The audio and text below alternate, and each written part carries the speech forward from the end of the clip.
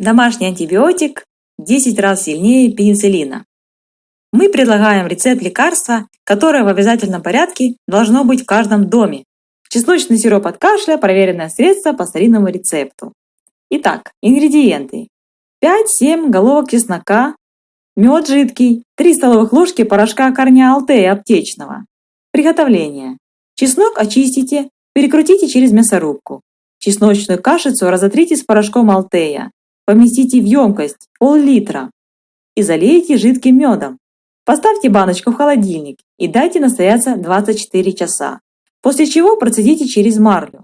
Принимайте по 1 чайной ложке каждый час.